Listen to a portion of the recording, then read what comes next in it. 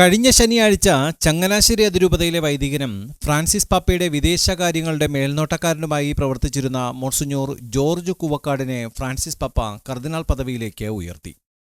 എന്നാൽ കർദിനാൾ പദവിയിലേക്ക് ഉയർത്തപ്പെട്ട ജോർജ് കൂവക്കാടിനെ പാപ്പ ധരിപ്പിച്ച സ്ഥാനീയ ചിഹ്നമായ സ്കാർലറ്റ് ബെരേറ്റ് അഥവാ കർദിനാളന്മാർ ധരിക്കുന്ന തൊപ്പിയെ ചുറ്റിപ്പറ്റി സോഷ്യൽ മീഡിയയിൽ വലിയ ചർച്ചകൾ അരങ്ങേറുകയാണ്. പാപ്പ മോൺസിഞ്ഞോർ ജോർജ് കൂവക്കാടിന് തൊപ്പിയും മോതിരവും അധികാരപത്രവുമെല്ലാം നൽകിയതിനെ തുടർന്ന് തൊട്ടടുത്തു നിന്ന ഡീക്കൻ റോമൻ കത്തോലിക്ക സഭയിലെ കർദിനാളന്മാർക്ക്, അതായത് അന്ന് കർദിനാൾ പദവിയിലേക്ക് ഉയർത്തപ്പെട്ട മറ്റ് കർദിനാളന്മാർക്ക് നൽകിയ ബിരേറ്റ നൽകുന്നതിനായി എടുത്തെങ്കിലും അത് നർമ്മസംഭാഷണത്തിലൂടെ പാപ്പ തിരികെ വയ്ക്കുന്നത് ദൃശ്യങ്ങളിൽ നിന്ന് വ്യക്തമായിരുന്നു. ഇവിടെ പൗരസ്ത്യ സഭാംഗമെന്ന നിലയിൽ സീറോ മലബാർ സഭയുടെ തിരുവസ്ത്രങ്ങൾ ധരിക്കുന്നതിന് പാപ്പ സഭയുടെ ഔദ്യോഗിക പദവിയിൽ, പ്രത്യേകിച്ച് വത്തിക്കാനിൽ തന്നെ നടക്കുമ്പോൾ പാപ്പ അനുവാദം നൽകുകയായിരുന്നു. അതേസമയം സഭയുടെ ഇതര പ്രവർത്തനങ്ങളുമായി ബന്ധപ്പെട്ട വത്തിക്കാനിൽ പ്രവർത്തനങ്ങളിൽ തുടരുമ്പോൾ കർദിനാൾ റോമൻ കത്തോലിക്ക സഭയുടെ തിരുവസ്ത്രങ്ങളും സ്ഥാനീയ ചിഹ്നങ്ങളും ഉപയോഗിക്കേണ്ടി വരും എന്നതിൽ മാറ്റമില്ല.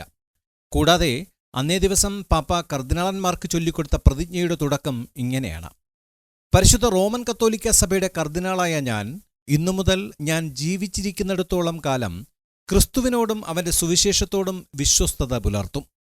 വിശുദ്ധ അപ്പോസ്തലിക സഭയായ റോമൻ കത്തോലിക്ക സഭയെ നിരന്തരം അനുസരിക്കും എന്നുമാണ് തുടങ്ങുന്നത്.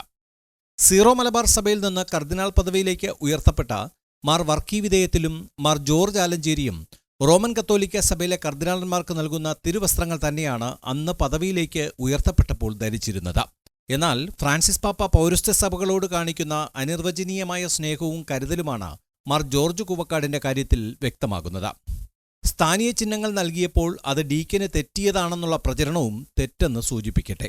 അതേസമയം സീറോ മലബാർ സഭയിലെ കൽദായ വേഷത്തിലെ കർദിനാളെന്ന രീതിയിൽ സീറോ മലബാർ സഭയെ കരിവാരിത്തേക്കാൻ ശ്രമിക്കുന്നവർ ഒന്നോർക്കുക, കത്തോലിക്ക സഭയിലെ പൗരസ്ത്യ സഭകളിൽ ഒന്നാം സ്ഥാനത്ത് തന്നെയാണ് സീറോ മലബാർ സഭ. സഭയിൽ നിന്ന് ഇനിയും കർദിനാളന്മാർ ഉയർന്നു വരും എന്നതും ഓർമ്മിപ്പിക്കട്ടെ.